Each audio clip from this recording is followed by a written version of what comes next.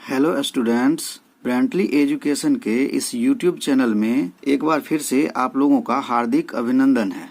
पिछले वीडियो में हम लोगों ने फंडामेंटल फोर्स इन नेचर को पढ़ा था। आइए आज के इस वीडियो में हम लोग बल के प्रकार अर्थात टाइप्स ऑफ फोर्स को जानते हैं।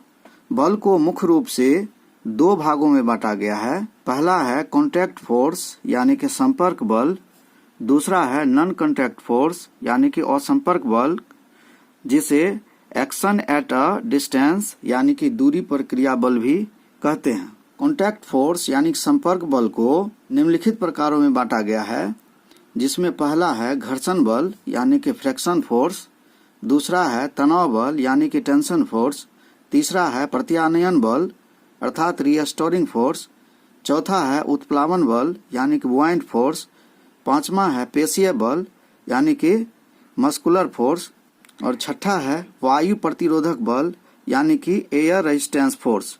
इसी प्रकार नॉन कॉन्टैक्ट फोर्स यानी कि असंपर्क बल को निम्नलिखित भागों में बांटा गया है, जिसमें पहला है गुरुत्वाकर्षण बल यानी कि ग्रेविटेशनल फोर्स, दूसरा है विद्युत चुंबकीय बल अर्थात इलेक्ट्रोमैग्नेटिक फोर्स, नाभिकीय बल अर्थात न्यूक्लियर फोर्स। पिछले वीडियो में हम लोगों ने गुरुत्वाकर्षण बल, विद्युत चुंबकीय बल तथा नाभिकीय बल को पढ़ चुके हैं। अगर आप उस वीडियो को नहीं देखे हैं तो इसका लिंक मैं डिस्क्रिप्शन में डाल दूंगा, वहां से आप इसे देख सकते हैं। तो चलिए अब जानते हैं कि कॉन्टैक्ट फोर्स क्या होता है। कॉन्टैक्ट फोर्स यानी कि संपर्क बल वह बल जो एक दूसरे के संपर्क में वस्तुओं पर बल लगाया जाता है, संपर्क बल यानी कि कॉन्टैक्ट फोर्स कहते हैं। संपर्क बल दो वस्तुओं के बीच सीधे संपर्क बिंदु पर कार्य करता है, जैसे कार को धक्का देना, गेंद में ठोकर मारना, दीवार में कील को ठोकना इत्यादि। संपर्क बल के प्रकार, जिसमें पहला प्रकार है घर्षण बल यानी कि फ्रिक्शन फोर्स। जब दो पिंड परस्पर संपर्क में होते हैं एवं एक वस्तु दूसरी वस्तु के पृष्ठ पर गति करती है तो संपर्क तलों के बीच एक बल कार्य करता है जो वस्तुओं की गति का विरोध करती है। उसे घर्षण बल या फ्रिक्शन फोर्स कहते हैं। संपर्क सतह का रुखरापन इसका प्रमुख कारण है। अणुओं के बीच का आकर्षण भी घर्षण बल का एक कारण है। घर्षण बल लाभदायक भी है और हानिकारक भी है। लाभदायक इस तरह से है कि जब हम फिसलन वाली सतह पर चलते हैं तो चलना कठिन होता है, यानी कि गिरने का डर रहता है, क्योंकि वहाँ घर्षण नगण्य होता है। इसलिए हम कह सकते हैं कि घर्षण बल के कारण ही हम पृथ्वी पर चल पाते हैं। घर्षण के कारण ही गाड़ी में ब्रेक लगता है, रस्सी में हम गांठ बांध पाते हैं, कील को दीवार में ठोक पाते हैं। साथ ही घर्षण बल कुछ क्षेत्र में हानिकारक भी है, जैसे मशीन के कल पुर्जे घिस जाते हैं। किसी भी कार्य को करने के लिए अधिक ऊर्जा का व्यय करना पड़ता है। जूते का सतह घिस जाता है, गाड़ी का टायर घिस जाता है इत्यादि। इस तरह से घर्षण हानिकारक भी है। तो यहाँ तक आप समझ गए।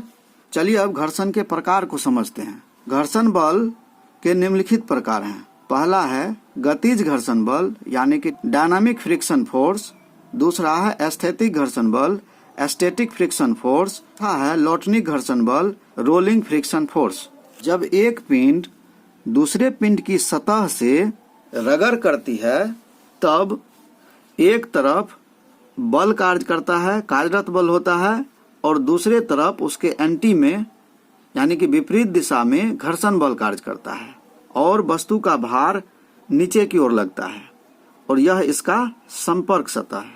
तो यहाँ जो है इस जगह पर घर्षण बल उत्पन्न होता है। दो वस्तुओं की सतह पर घर्षण बल उत्पन्न होता है।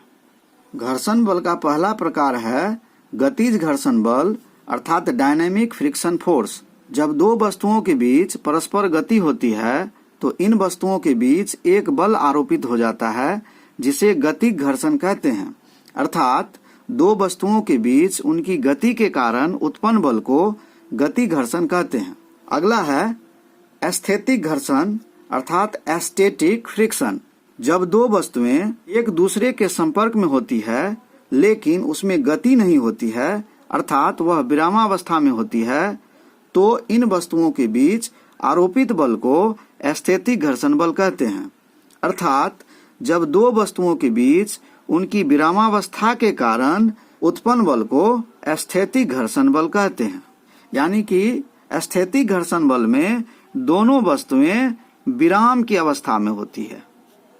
अगला है लौटनिक घर्षण अर्थात रोलिंग फ्रिक्शन। किसी भी पिंड को दूसरी वस्तु के पृष्ठ पर सरकने की अपेक्षा लुढ़काना आसान है। अर्थात एक पिंड किसी दूसरे पिंड के तल पर लुढ़कता है तो दोनों पिंडों के संपर्क तलों के बीच एक बल आरोपित होता है जिसे लौटनिक घर्षण कहते हैं। यह कोई पिंड है, इसको सरकाने की अपेक्षा लुढ़काना आसान होता है। अगला है तरल घर्षण अर्थात फ्लूइड फ्रिक्शन। जब द्रव को किसी बर्तन में लेकर तेजी से घुमाया जाता है तो द्रव कुछ समय घूमने के पश्चात रुक जाता है। इससे स्पष्ट होता है कि द्रव की विभिन्न परतों के मध्य एक बल कार्य करता है जो द्रव की गति का विरोध करता है। इसे ही तरल घर्षण कहते हैं। बल का दूसरा प्रकार है तनाव बल यानी कि टेंशन फोर्स। जब धागे से बांधकर किसी पिंड को लटकाया जाता है या खींचा जाता है तब धागे पर कार्यरत बल को तनाव बल यानी कि टेंशन फोर्स करते हैं। किसी सतह से धागे को बांधकर उसमें किसी वस्तु को लटकाने पर धागे पर जो बल कार्य करता है इसे ही तनाव बल या टेंशन फोर्स कहते हैं। तो यहाँ तक समझ गए। चलिए अब आगे बढ़ते हैं। बल का अगला प्रकार है प्रत्यानयन बल अर्थात रीस्टोरिंग फोर्स। केंद्र या माध्य स्थिति की ओर लगने वाले बल को प्रत्यानयन बल कहते हैं। जैसे स्प्रिंग को खींचकर या दबाकर छोड़ देने पर वह प्रत्यानयन बल के कारण अपनी मध्य स्थिति में आ जाता है। इसे कंप्रेशन फोर्स भी बोला जाता है। जैसे इस स्प्रिंग को अगर खींचते हैं और खींचने के बाद फिर छोड़ते हैं तो फिर वह पुनः उसी स्थिति में आ जाता है। तो यहाँ तक समझ गए। चलिए अब आगे बढ़ते हैं। अगला बल का प्रकार है उत्प्लावन बल यानी कि बुआइंट फोर्स। जब किसी पिंड को किसी तरल द्रव या गैसों में अंशतः या पूर्णतः डुबाया जाता है तो उदग्र यानी कि ऊपर की दिशा में एक बल कार्य करता है जिसे उत्प्लावन बल अर्थात बुआइंट फोर्स कहते हैं। इस तरल में अगर किसी वस्तु को हम डुबाएंगे तो ऊपर की ओर एक बल कार्य करता है जिसे अपथ्रस्ट या उत्प्लावन बल या बुआइंट फोर्स कहते हैं। बल का अगला प्रकार है पेशीय बल यानी कि मस्कुलर और अप्लाइड फोर्स। पेशियों के द्वारा लगाए गए बल को पेशीय बल या मस्कुलर या अप्लाइड फोर्स कहते हैं।